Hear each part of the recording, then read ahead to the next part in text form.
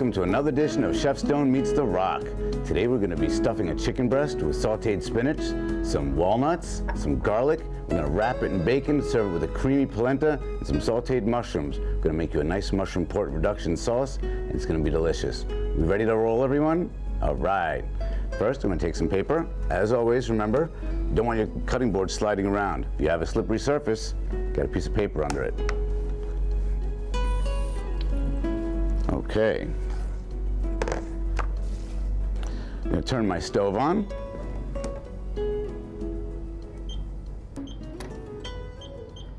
Like this brand new modern kitchen, we're here at 101 Limited in New Harbors. Everything's brand new and shiny, and I'm going to make a little bit of a mess here today. Here we go. Got my garlic already chopped, fresh baby spinach. Let me get some oil. About a tablespoon should do it. I'm going to use one chicken breast today. So for one chicken breast, let's use about 100 grams of spinach, which this is about. We're going to use 1 tablespoon of garlic and about a tablespoon of walnuts should do it.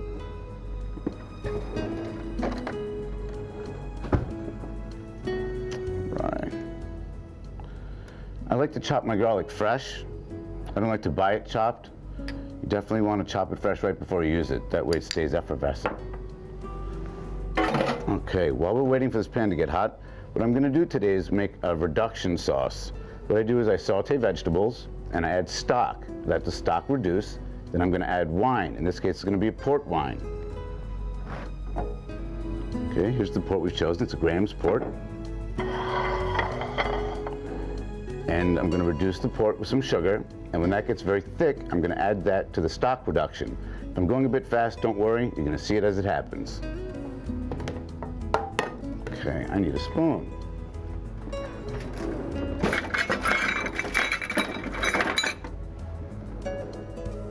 Big spatula will work just fine. As soon as you start to hear the garlic moving, you got to keep your eye on it. It's going to brown kind of fast.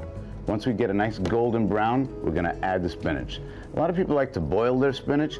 I find that it ends up getting waterlogged, so I like to saute my spinach in a good olive oil. Whatever olive oil you choose to use is always going to be fine, but I do prefer extra virgin myself. It's a little more expensive, but I think it's worth it. Can you hear that hissing? You see how it starts to brown? Once it gets nice and golden, we're going to add the spinach. About 1 more minute. So I'm going to get my pot on for the sauce while we're waiting for the garlic to brown.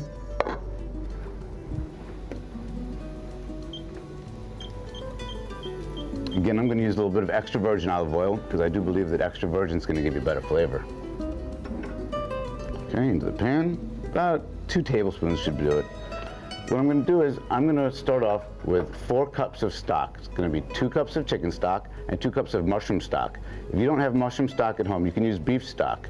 In worst case scenario for me, but maybe best case for you, purchase a can of your favorite clear soup. Try something like, how about a French onion soup? French onion soup is delicious. If you had French onion soup to this sauce, it would be delicious. You'd be fine. All right. Can we see the garlic just starting to brown?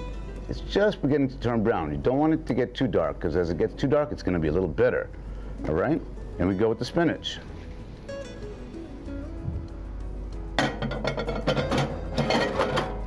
I prefer using tongs. In a professional kitchen, tongs become an extension of my hand, so I use tongs for just about everything. Use whatever you feel comfortable with. Wooden spoon is fine. You don't want to scratch your pans. I'm pretty gentle, so. Gentle bend sauteing spinach. All right, we just want a light wilt. We don't want to cook it until it's mushy. So it's only going to cook for about 60 seconds to about 1.5 minutes. As with everything, I like to saute as I go. So I'm going to give a few grinds of fresh pepper. I'm not going to put salt in now. I'm going to add salt in at the end so I can check all my flavors at once. I don't want it to get over-seasoned. Sometimes when you purchase chicken stock and beef stock in the stores by the can, it can be very salty. If you prefer a low-sodium brand, by all means, purchase a low-sodium brand. Okay, that is more than wilted enough. So I'm going to pull this off now and cool it down. We don't want to work with hot product. If your hands are like steel, like some chefs, that's fine. but we're going to stuff this into our chicken by hand, so we don't want it to be hot.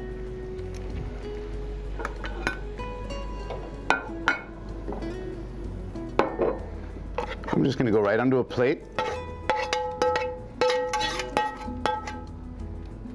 Spread it out a little bit.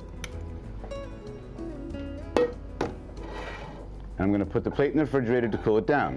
See how nice and vibrant and green that spinach stayed? Garlic's not burned, and it's going to be delicious inside our chicken.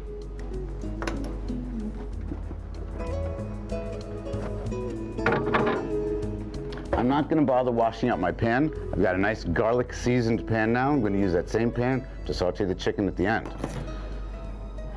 Large pot is now hot with that oil that I put in, about 2 tablespoons. Now we're going to use 1 rib of celery, about half a carrot, some mushroom stems is what I use. I would use about 3 mushrooms at home, medium size, and a little bit of garlic. Maybe 1 clove will do you. In the restaurant, I tend to save all my scraps. It's money in the restaurant to throw away end bits of mushrooms, pieces of carrot, onions. So what I do is I save them all, and in French this is called a mirepoix. It's basically just vegetable scraps. So I'm going to use this today to make my sauce. All right, can you hear that at home?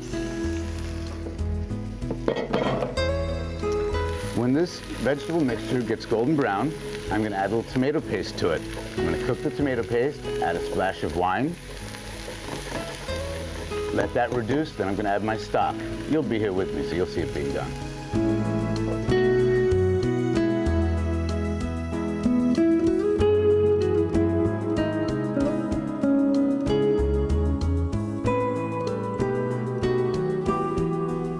Okay, while my vegetables are cooking, what I'm going to do is I'm going to saute my walnuts, okay? Now, it's not really necessary to saute your walnuts. Actually, I'm going to be roasting them, but I'm going to roast them in a pan, so it's going to be a saute. Walnuts are entirely optional. If you're not a nut fan, don't use them. I'm going to put some in mine. I'm going to roast them in my pan roasting, just basically sauteing until they're golden brown. Put them into a cold pan. And you're going to smell, as the natural oils are released, a very nutty flavor. It's a little redundant, nuts get nutty. This is just the way it is. When they start to turn golden brown, I'm going to put them on my cutting board, and I'm going to chop them and add them to the spinach. That's going to be my stuffing for the chicken breast. Sauteing my vegetables, got my nuts going, okay? I'm going to pull a chicken breast out now.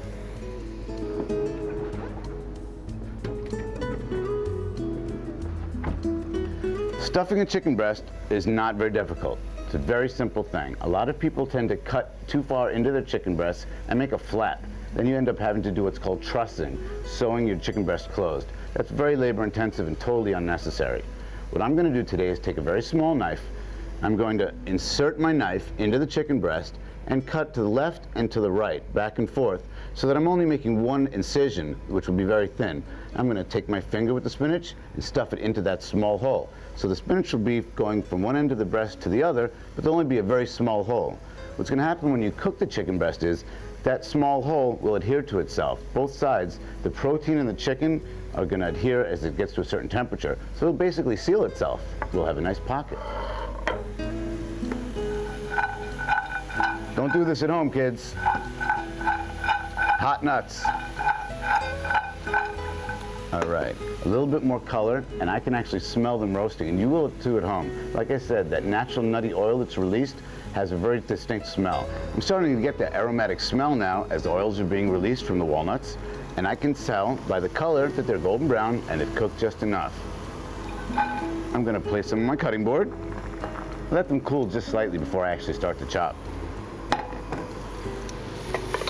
I'm getting a dark enough color here now in my vegetables, and I'm going to add 1 teaspoon of tomato paste. The idea here is to cook out the tomato paste and then add a splash of wine. This is basically how most stocks and dark colored sauces are made in restaurants. This is a professional way to make a sauce. There's a big difference between a sauce and a gravy. The gravy is made from the drippings of an animal, and then like the French would add, say, a roux, which is butter and flour to thicken it. The Chinese would add a slurry, which is cornstarch or corn flour, as you call it here. There are many ways to make sauces and gravies. This is going to be a professional sauce. So we're going to make a nice wine reduction. I've cooked out my tomato paste now for almost a minute. Close enough. let's call it 1/3 of a cup. Just enough. So while I've got my wine reducing, I'm going to wait till it gets dry before I add anything else to it. At the same time, I'm going to take a heavy bottom saucepan. This saucepan has been made of heavy bottom stainless steel. It's an extremely heavy pot, but it's great for making sauces and working with sugar. Things tend to not burn when you have a heavy bottom pot. I'm going to go directly onto my stove. I add 1 cup of port. 1 cup of port to a tablespoon of sugar is going to be very sweet, but that's okay because we're going to have an acidic flavor from the wine, and we're going to have a bit of salt action going on from the stock, so it'll counteract each other later. My port and sugar are boiling away nicely, and they're going to reduce down to a nice thick, what we call in French, a sec. Sec is just a basic reduction of stock or sauce, and we're going to use that term here for the wine. It's fine. My wine has reduced down, and my pan is dry. If you can see at home, it's basically a dry pan. All my wine's cooked out. Tomato paste has now formed a thicker paste with the wine, and it's time to add our stock. I'm going to add 2 cups of beef stock and 2 cups of chicken stock. And I'm going to reduce it totally by 50%. So we're going to end up with 2 cups of mushroom stock, okay? If you could purchase mushroom stock in a store nearby, then you wouldn't have to make it. I make everything fresh myself at the restaurant, and it's nice to do it at home if you have the time.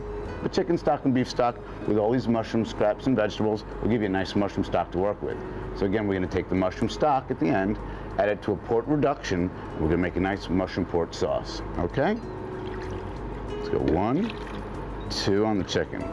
When that reduces down by half, we're going to add that reduction. Hopefully they'll be ready at the same time. Okay, let's chop the walnuts.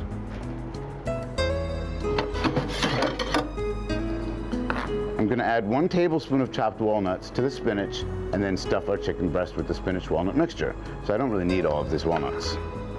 Let's get some of these back. Okay. Here you can see what roasted walnuts look like at home. Delicious. If you have a food processor, by all means use it. There's lots of different machines that have been made to help us chop, slice, and dice. You saw the mandolin last week or the week before. There's a KitchenAid, a Cuisinart, many different choppers and slicers. By hand is really not a big deal. I've seen people take the back of a pan and smash, and nuts flying everywhere, walnuts flying everywhere. It's really a very simple move. We're not doing that much, so it's not a very difficult task. How long did it take? 30 seconds? We're done. I'm gonna add this to my spinach.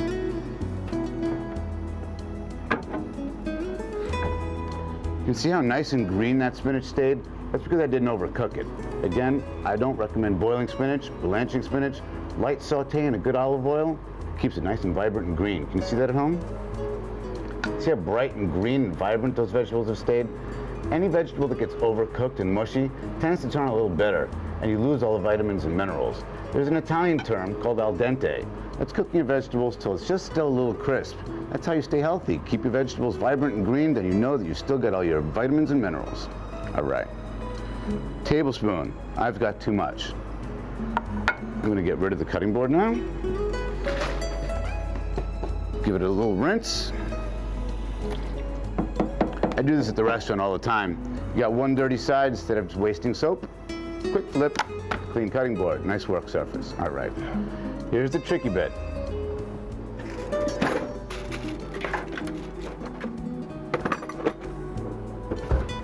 I'm going to show you how to do this with a knife that you will definitely have at home. Everyone has a regular knife at home. If you don't have a paring knife, a boning knife, a fish knife, anything special, everyone has a steak knife at home or just a pointy knife. I'm going to use a knife that you'll have at home, okay? There's a left side of the breast and a right side breast on a chicken. Whichever side you use, there's always going to be a fatter side and a flatter side. If you can see at home, this is your rounded side that's going to be flat. And you've got a thicker side. We're going to insert the knife into the thicker side, go to the left, turn the knife over, and go back to the right, creating a pocket inside so we can stuff the spinach in. You don't want to slice left to right, because then you're going to end up with a flap. That's where the trussing comes in. You don't want that to happen. Okay? Can you see this at home? Simple insertion. Back. Turn the knife over. Forth. Okay? What I've just done is created a pocket inside the chicken breast. Get rid of your utensil. You don't want to use the same knife over again. Take some of the spinach mixture. It's okay to use your hands. We're going to go right in. Find the hole.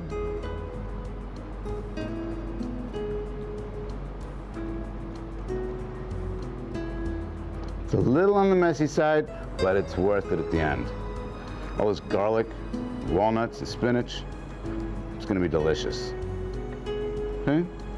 If you think you have too much spinach or not enough spinach, you can always add more. Don't really worry about the amounts. Once you wrap it in bacon, when you slice it, it's going to be beautiful and green in the middle, crispy and brown on the outside. Don't be nervous if you have anything left over. In fact, why don't I just leave some left over? I could stuff all day. I could have a fat chicken breast. It really doesn't matter, okay? I have just stuffed a chicken breast, okay? Very simple thing. Wash off my hands. Okay. Now, my stock hasn't even come to a boil yet. Make sure it's on high.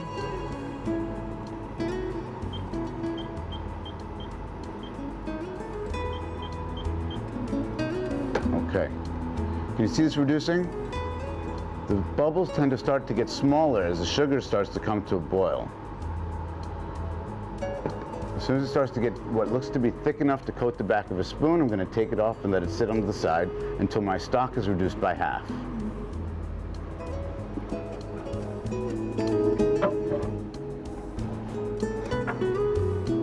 Bacon rashers. 3 bacon rashers are large. Depending on the size of the chicken breast you choose, it'll depend on how many slices of bacon you're going to need. 3 bacon slices is going to be more than enough for this size chicken breast.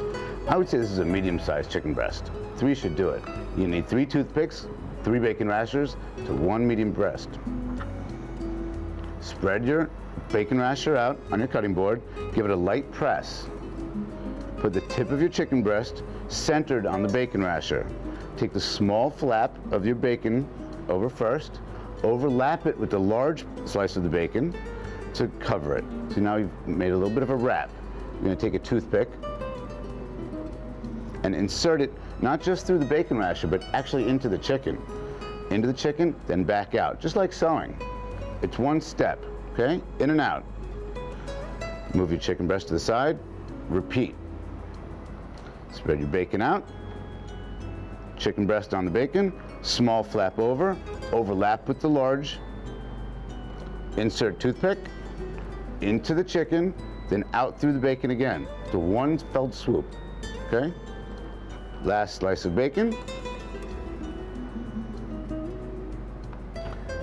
I tend to let my nose do a lot of work for me. My nose is telling me it's time to remove my sauce. Can we see this at home? See how small those bubbles have become? That has reduced. It will now coat the back of a spoon. I'm going to finish working with my chicken before I move to the sauce because you don't want to move any bacteria from one side of the kitchen to the other. So I'm going to pull the pot aside. We'll get back to it in a second. Chicken breast on the 3rd bacon rasher. Small end over, overlap with the large, insert toothpick. Okay? If you roll it over gently, look at that. Can you see that at home? How nice does that look? We're going to serve it top side up. So the bottom side with the toothpicks you won't see. We're going to remove the toothpicks before we serve it and actually slice the chicken breast. But look how pretty that looks.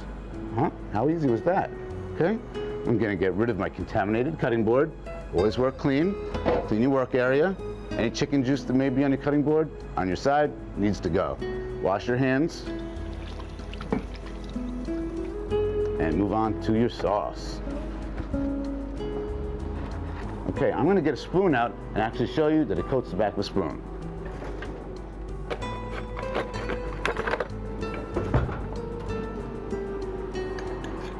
Can you see how thick that's become?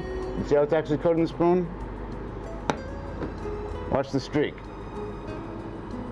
See that? We've coated the back of a spoon.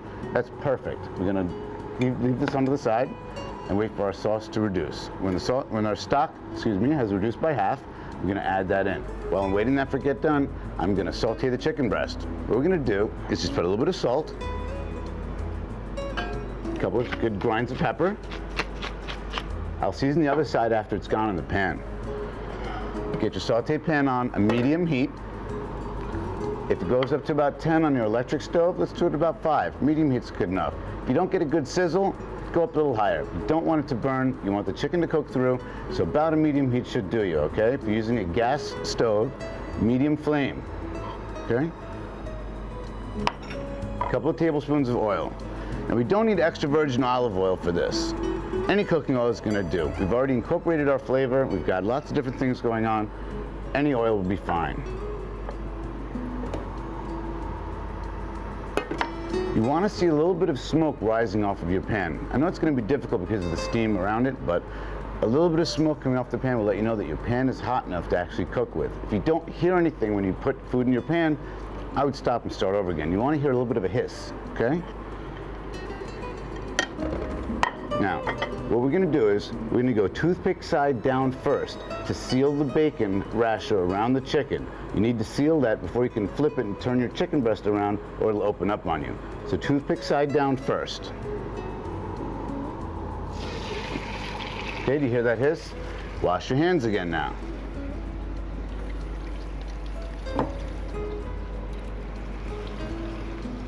Okay, while the chicken breast is cooking, we've got our port reduction, which is done. Coated the back of the spoon, perfect. I've now got 4 cups of stock, 2 chicken and 2 beef that I've turned into a mushroom stock. It's reduced by half. I'm gonna strain this through what we call a chinois. Chinois is a pointy metal strainer. It's a French term for fine mesh strainer. There is something that can be confused called a china cap. A china cap because if you want to wear it upside down, you might look Chinese. Incidentally, don't buy Chinese chicken. Okay, china cap has large holes. We don't want to use a large hole sieve because it's going to leave bits in our sauce. If at home you want to just strain your sauce through a tea strainer, that's really fine. Professionally in the restaurant, I don't like to have bits in my sauce. I like to have a nice clear sauce. Use that amber color again. I like amber, I like clear, so I use a fine mesh chinois. I'm going to go right into a bowl. You notice it has a lip on either side, so it sits nicely on pots. Very easy to work with. It's a professional tool. They're not very expensive. If you're going to cater at home to parties and have friends over, you might want to invest in one. They're not too expensive. This is a 2-ounce ladle. 2-ounce ladle has a little lip on the back of it to push my sauce through my strainer. How convenient. Okay. Stock in.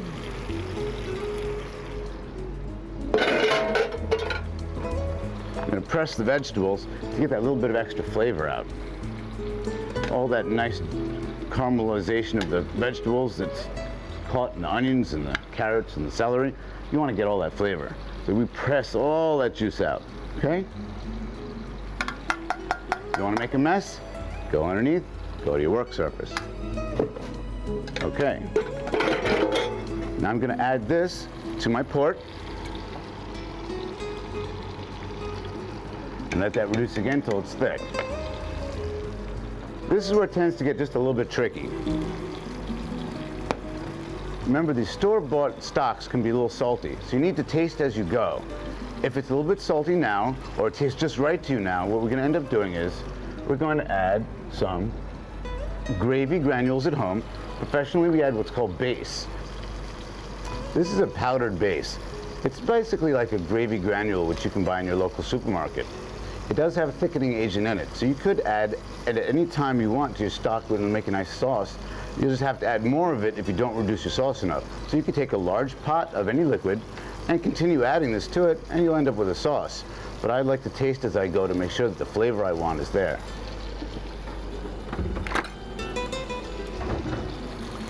This is a little hot, so I'm going to use my finger. It's not quite there yet. It needs to go another couple of minutes. Let's see how our chicken breast looks. You want to have a nice golden brown and a seal. You're going to tell right away if it's sealed, if it's golden brown, it'll look cooked. Okay?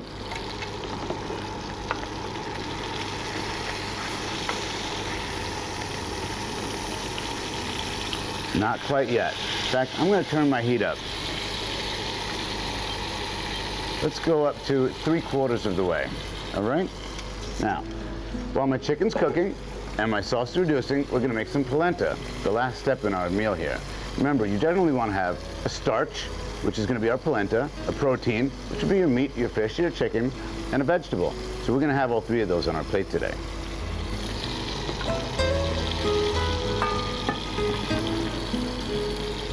This is starting to smell really good. You know what? I'm going to whisk in my base now and make my sauce. I would say a tablespoon of base will be enough for this size pot. At home, what you should do is take a teaspoon, sprinkle a little bit into your boiling liquid, and whisk. When it comes together, again, to coat the back of a spoon, that means your sauce is done. So add a little bit of it at a time, okay? As soon as it gets thick, we'll take it off, and we'll have a nice mushroom sauce.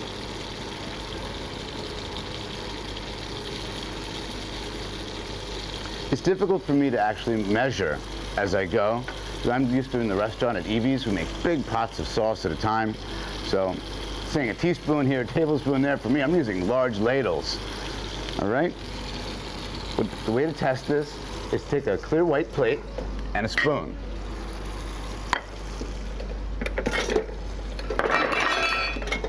Oops. Drizzle a little bit of this on the plate. Okay, can you see that at home? That's still just a little loose.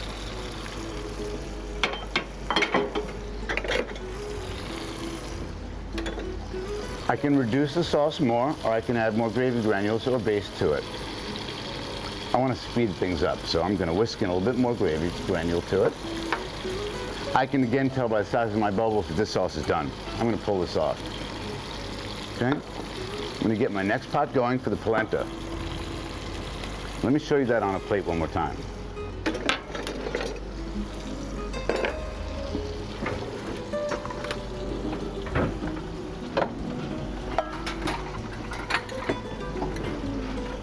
This is a smaller plate, but you'll get the idea.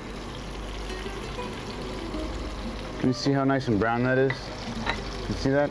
See how slowly that's moving? That's a thick sauce. There are some lumps, so I'm going to strain that out one more time. It's a bit labor intensive, but it tastes so good it's worth it. It's worth the effort. If you're having guests over, you want to impress your mate, husband, wife, it's worth the effort. It really is.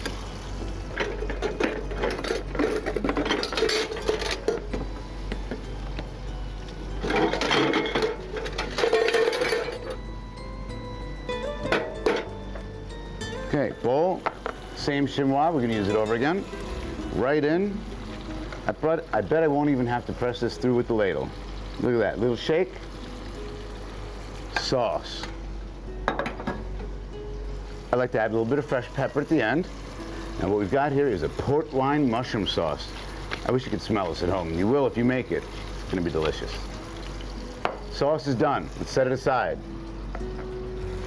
Pan for polenta. Polenta is very simple. It's made from dried corn, and if you buy instant express polenta, which I purchased today, it's going to cook really fast. A minute and a half, 2 minutes is more than enough time. Okay? I'm going to take 1.5 cups of chicken stock.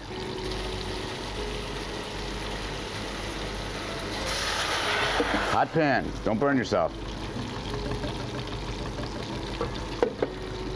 It's moving. 1.5 cups chicken stock to a boil. When that comes to a boil, I'm going to add 1/2 cup of polenta. That's 1/3 to 1. That's the ratio. Fresh pepper. We're going to grate some fresh queso de bola on at the end and in the middle. When I'm cooking my polenta, I like to add some cheese in so it melts in and incorporates, and add a little bit at the end for garnish. There's my 1/2 cup measure. Okay. While we're waiting for the chicken stock to come to a boil, it's time to check on our chicken.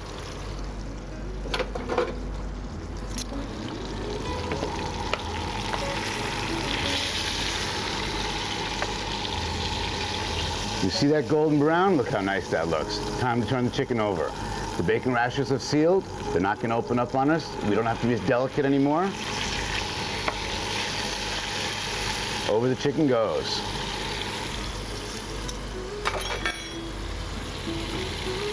Stock's just coming up to a simmer.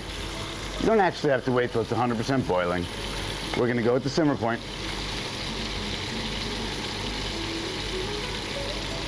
Half a cup polenta, right in, all at once. No flaky business, right in. A few grains of pepper. Let's call that 6 grinds of pepper. In with the whisk. That's gonna tighten up rather quickly. As soon as it starts to tighten up, I'm gonna pull the pan off to the side. I'm gonna add butter at the end, and that's where we're gonna get the creaminess from. It's gonna be a creamy polenta. Minute and a half. We're 10 seconds in, 20 seconds in. Can you see that tightening up?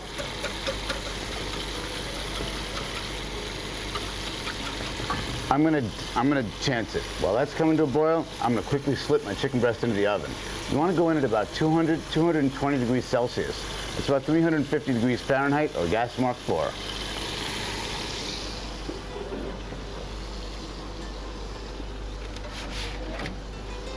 Okay.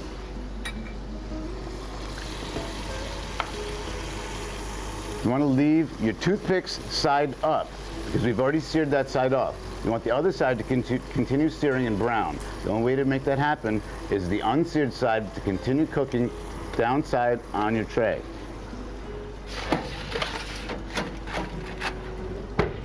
It's going to take about 6 to 8 minutes. What you want to do is you want to give it a light squeeze and see if it's firm. I'm going to add a few tablespoons of butter to my polenta. That's where we're going to get the creaminess from. Let's call it 3. 1½ cups of stock, half a cup polenta, 3 tablespoons of butter. Fresh pepper, just a few grinds, and a little queso de bola. Go on whatever size grater you like. I like large bits of cheese in my polenta. If you're into melting right away, use the smaller side, whatever you prefer. Okay, whisk in your butter and cheese. That's it, polenta's done. Very simple. Creamy polenta. It's a 2-minute deal. Got my pan on for the mushrooms.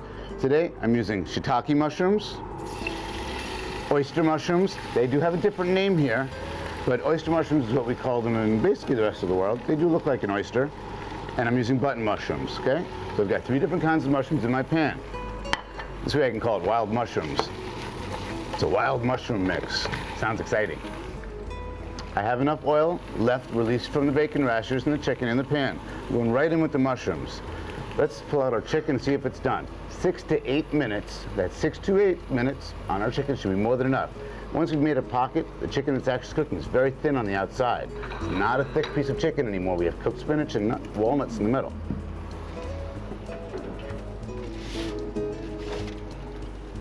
Okay, now I test for firmness. I give it a little squeeze. Yep, that's done. Pull out my cutting board again.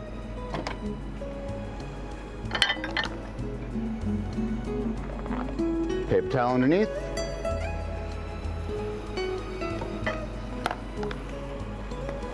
First thing you need to do is remove the toothpicks. So if you use more than 3 toothpicks, remember how many you use because you don't want to leave them in when you're serving. I know I used 3, so I'm pulling 3 toothpicks out. 1, 2. It's hot. It's very hot. Don't be afraid to use your tongs. 3. Okay. Let's slice this baby and see what she looks like. Okay? Now you can go in at an extreme angle on a bias, cut straight down. However you want to plate, it's fine. Let's get this out of the way.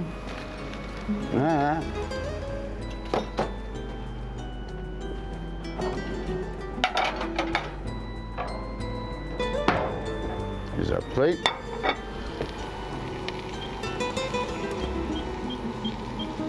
Turn the stove down. Got the mushrooms sauteing nicely. Can you see how they start to get nice and brown? When mushrooms are cooked properly and they get a little bit crispy, that's when they're most delicious. People overcook mushrooms and they get mushy. That's what happens when your child, someone undercooks mushrooms or overcooks mushrooms and they're slimy and mushy. It gives you a bad taste for the rest of your life. You make someone a crispy mushroom, they'll love you forever. Let's slice.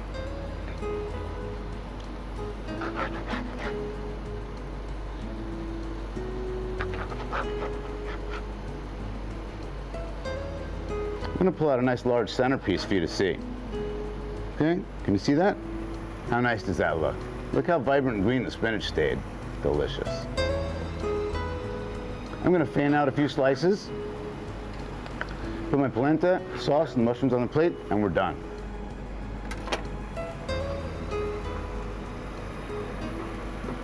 Okay.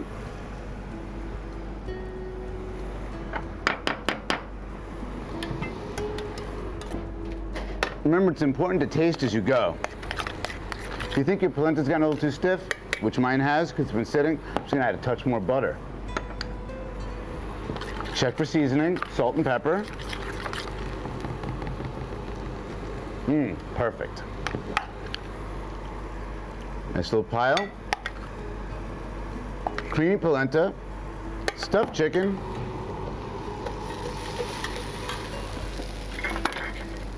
some sauteed mushrooms,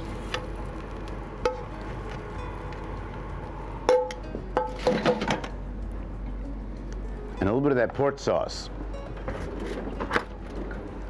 Now you know, at Evie's, as always, I'm gonna tell you, I have to go up into my magic cupboard to make a little bit of a dent here for the sauce and pull out something crispy. I tend to put something crispy on everything I cook. I like the height, I like the jazz. Oh, today's magic cupboard crispy is. Can I get a drum roll? Brrr. Okay.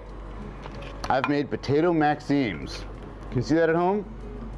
Got herbs pressed into potato chips. How neat are those? Okay? Can you see that at home? Herb maximes. Let's put one here, one there for a little garnish. How about a little roasted potato? How about a Y for Evie's? It's like a football match. Give me a Y. All right, look at that. That's today's stuffed chicken. It's spinach, it's walnuts, sauteed mushrooms, pork glaze, herb maximes, potato crisps, sweet potato chips.